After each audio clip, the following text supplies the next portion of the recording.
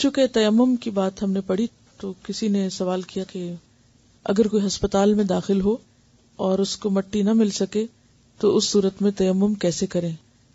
Surgery کے بعد بالکل بیڈ ریسٹ پر ہے. دیکھیے، آپ چاہے ہسپتال جائیں یا آپ سفر پر جائیں تو کیا کرنا چاہیے؟ پانی ساتھ لے جانا چاہیے؟ نہیں، ہر جگہ پانی اتنا نہیں آپ لے جا سکیں گے کہ جس سے آپ کام کر سکیں، تو آپ کسی ڈبیا میں مٹی بند کر کے ساتھ لے جائیں. اور اگر آپ اپنی گاڑی پہ جا رہے ہیں جیسے پکنک پہ اور آپ سمجھتے ہیں جہاں آپ رکیں گے وہاں پانی نہیں ہوگا تو 1 گیلن پانی بھر کے رکھ لیں. لیکن اگر آپ کئی دن کے لیے جا رہے ہیں تو گیلن کام نہیں دے گا، تو جہاں پانی ہوگا وہاں وضو کریں، جہاں نہیں ہوگا وہاں تو ہر جگہ زمین پر کہیں نہ کہیں مٹی ہوتی ہے، مل جاتی ہے. اگر کمرے کے اندر ہے یا کسی بلڈنگ میں نہیں تو آپ نیچے اتر جائیے، باہر جائیے، وہاں سے لے آئیے.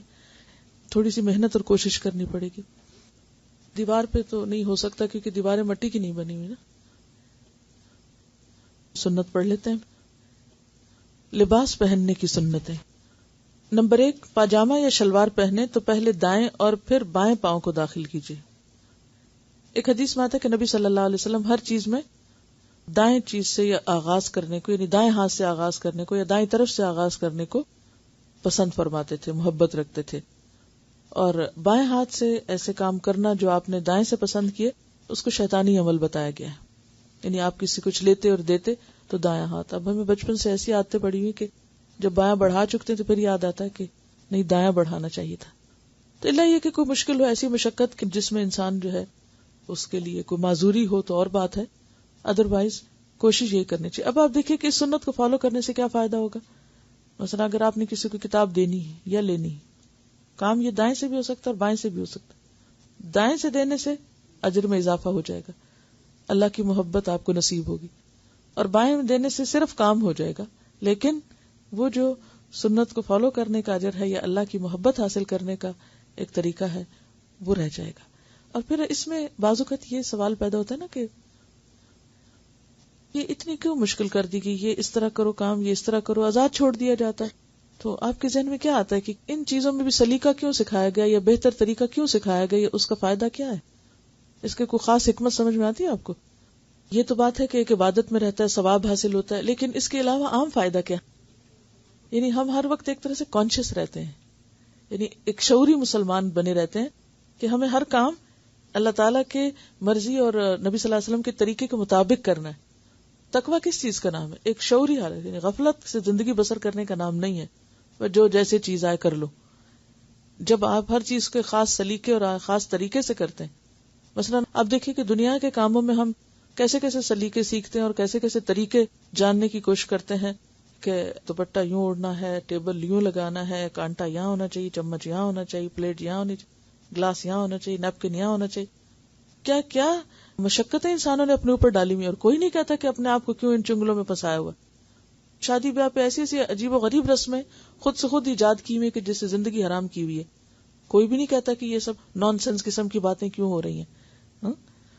لیکن جب سنت کی بات آتی ہے، دین کے کسی طریقے کی بات آتی ہے، تو اس وقت سب پوچھنے لگتے اور کہنے لگتے ہیں کہ یہ تو بڑی مشکل بات ہے. اور یہ دراصل شیطان کا وسوسہ ہوتا ہے کہ جو کرنے چاہیے ہمیں کام اور جن کاموں میں ہمیں فائدہ ہے وہ ہمیں مشکل بنا کے پیش کرتا ہے، اور جو کام محض ہماری خواہش نفس کی پیروی کرتے ہیں، خواہ ان کے پیچھے کوئی سینس بنے ہی نہ، وہ کام ہمارے لیے خوشنما بنا دیتا ہے. تو اسی کو کہتے ہیں نا، زین لہم الشیطان اعمالہم، شیطان نے ان کے اعمال ان کے لیے خوبصورت بنا دیے.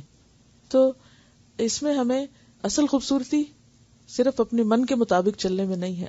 اصل خوبصورتی کس میں ہے؟ لقد کان لکم فی رسول اللہ اسوۃ حسنہ، اسوہ حسنہ کی پیروی میں اس کو حسنہ کہا گیا. بلا من اسلم وجہہ للہ وہو محسن. محسن کون ہے؟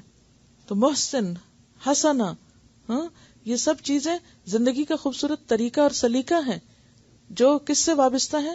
نبی صلی اللہ علیہ وسلم کے طریقے سے وابستہ ہیں. ٹھیک ہے، اللہ کی مرضی تو شامل ہے ہی، لیکن تھوڑا سا آگے بھی تکلیف کیا کیجئے اور بات کی گہرائی میں جایا کیجئے کہ حسنہ کا لفظ یا خوبصورتی کس کو کہا گیا ہے. ہم نے خوبصورتی کے اپنے کچھ معیار کرائیٹیریا بنائے ہوئے ہیں یا کچھ اپنے اسٹینڈرڈ رکھے ہوئے ہیں من مانے قسم کے، ان کو ہم خوبصورتی کہتے ہیں.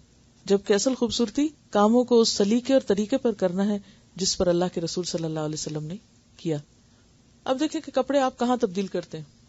سب کے سامنے ہی الگ الگ. یہ وہ کام ہے نا جو آپ الگ سے سب کو کمرے سے نکال کے یا خود نکل کے کرتے ہیں، بیچ میں نہیں کرتے.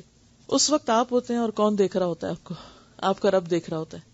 تو اس وقت اگر آپ، جبکہ کوئی آپ کو چیک کرنے والا نہیں، آپ خود ہی اپنے آپ کو چیک کر سکتے ہیں، اس وقت آپ قمیض پہن رہے ہیں یا پاجامہ پہن رہے ہیں اور کانشیسلی سنت کا خیال ذہن میں رکھ کے آپ رائٹ سائڈ سے شروع کرتے ہیں، تو اسی کا نام تقویٰ ہے، کہ جس میں انسان صرف اللہ کی خاطر کام کرتا ہے اور اللہ ہی سے ڈرتے ہوئے کرتا ہے. اس وقت نہ نبی صلی اللہ علیہ وسلم آپ کو دیکھ رہے ہیں، نہ کوئی انسان آپ کو دیکھ رہا ہے، آپ اپنے آپ کو خود ہی دیکھ رہے ہیں اور اپنے ساتھ خود ہی معاملہ کرنا ہے. وہاں جو شخص پھر صحیح کام کرے گا تنہائی میں، عین تنہائی میں، وہی دراصل متقی ہے. اب دیکھیں، آپ نے ایک لفظ پڑھا تھا مفلحون، ذالک الکتاب لا ریب فیہ ھدی للمتقین. وہاں شرط لگائی گئی تھی کہ متقین کو کتاب ہدایت دیتی ہے، اور پھر آخر میں متقین کا انجام بتایا گیا تھا، فاولئک ھم المفلحون. فلاح کا لفظی معنی ہوتا ہے کاٹنا چیرنا، اور اسی سے فلاح ہے جو کسان کے لیے استعمال ہوتا ہے. کسان کب فصل حاصل کر پاتا ہے؟ زمین چیرتا ہے، ہل چلاتا ہے، بیج بوتا ہے، کانشیس رہتا ہے کوئی چیز نقصان نہ دے اس کے کھیت کو. تو جب وہ اتنی محنت کر چکتا ہے تو آخر میں فصل کاٹتا ہے. تو فلاح اس کامیابی کو کہتے ہیں جو محنت مشقت کے بعد حاصل ہوتی ہے. فلاح کون سی کامیابی؟ جو محنت اور مشقت کے بعد حاصل ہوتی ہے. ایسے ہی بیٹھے بیٹھے نہیں ہو جاتی کہ ہم نے بس کلمہ پڑھ لیا اور بس ہمیں کوئی اٹھا کے جنت میں ڈال آئے گا. آپ کو کوشش کرنی پڑے گی، اسٹرگل، محنت. اور اس میں صرف ظاہری اعمال ہی کی نہیں، صرف ریچولز کو نہیں فالو کرنا، بلکہ شعوری طور پر کاموں کو کرنے کی کوشش، جس میں پھر انسان صرف ظاہر میں نہیں، عین تنہائی میں بھی وہی کرے جو کرنا چاہیے. کرتا یا قمیص پہنے تو پہلے دایاں پھر بایاں ہاتھ آستین میں داخل کریں. ایسے ہی جوتا پہلے دایاں پاؤں پھر بایاں پاؤں. جب جوتا اتارے تو پہلے بایاں. اب یہاں آپ کو فرق کرنا ہوگا. جیسے واش روم میں جاتے ہوئے پہلے بایاں پاؤں اندر رکھنا، اسی طرح جوتا اتارتے وقت پہلے بایاں پھر دائیں طرف کا. جوتا اتارنے کے لیے کیوں پہلے بایاں اتارے؟ کیا حکمت کیا نظر آتی ہے؟ ویسے تو سب سے بڑی حکمت یہ ہے کہ اللہ کے رسول صلی اللہ علیہ وسلم نے فرمایا، اور آپ کی باتوں کو کیا کہا گیا قرآن میں؟ حکمت.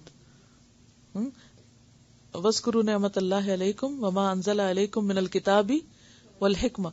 تو حکمت تو ہے ہی آپ صلی اللہ علیہ وسلم کی ساری زندگی اور آپ کے جو سنت ہے، تو یہی سب سے بڑی حکمت ہے کہ آپ نے ایسے کیا.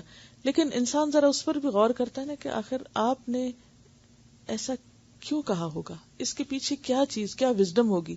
جاننے میں کوئی حرج نہیں، کیا چیز ہوگی، کیوں. جوتا اتارتے وقت پہلے بایاں اتاریں پھر دایاں. جو ایسے کام ہیں کہ جن میں نجاست کا کوئی نہ کوئی کانسیپٹ ہے تو ان کا آغاز بائیں سے ہے، یا ان میں بایاں استعمال ہے. جیسے ناک صاف کرنے کے لیے بایاں، استنجا کرنے کے لیے بایاں. اسی طرح جوتا جو کہ ایک نجس چیز ہوتی ہے نا، تو اس کو اتارنے میں پہلے بایاں. واش روم ایک نجس جگہ ہے تو اس میں جاتے وقت پہلے بایاں. تو یہ ایک تھوڑا سا فرق رکھا گیا ہے. سب اچھے کام دائیں ہاتھ سے اور دائیں طرف سے، اور جس میں نجاست کا کچھ نہ کچھ کانسیپٹ ہے یا جو دوسرے درجے کے کام ہیں وہ بائیں ہاتھ سے اور بائیں طرف سے. یعنی ایک بنیادی فرق ہے. اس کے علاوہ بھی کوئی حکمت ہوگی جو اللہ تعالیٰ ہی بہتر جانتا ہے، کیونکہ نبی صلی اللہ علیہ وسلم کا کوئی بھی عمل حکمت سے خالی نہیں. پھر کپڑوں اور جوتوں کو جھاڑ کر پہنے. پرانے کیا نئے زمانے میں، آج کل میں یہاں بیٹھی ہوئی تھی تو وہ ایک چھوٹا سا اسپائڈر جو تھا وہ آس پاس گھوم پھر رہا تھا. تو ایسے ہی اگر آپ باہر نکلے اور آپ کے وہ یہاں سے وہاں پہنچ گیا جوتے کے اندر، تو بہتر ہے کہ آپ، اللہ یہ کہ جوتا کھلا ہے سب نظر آ رہا ہے، تو اس صورت میں پھر جھاڑنا نہیں، مگر بند جوتا ہمیشہ جھاڑ کر یا اس کو جھٹک کے پہننا چاہیے. لباس پہنتے اور اتارتے وقت بسم اللہ کہیے. پورا بسم اللہ الرحمن الرحیم نہیں، کتنا بسم اللہ بسم اللہ. کیونکہ ہر اہم کام کس سے شروع کرنا چاہیے؟ بسم اللہ سے شروع کرنا چاہیے، اللہ کے نام سے. تو پہنتے وقت اور اتارتے وقت اس میں کس چیز کی تردید ہوتی ہے؟ پہنتے وقت میں. پہنتے وقت اگر آپ جسم پہ لباس ہے ہی نہیں، آپ نہا کر نکلیں تو آپ پہننے لگیں تو آپ بسم اللہ کہہ سکتے ہیں اس کو؟ جی کہہ سکتے ہیں، یہی تو کہا ہوا یہاں. پھر بھی مزید غور کیجئے اس پر، حکمتوں پہ مزید سوچتے رہا کیجئے.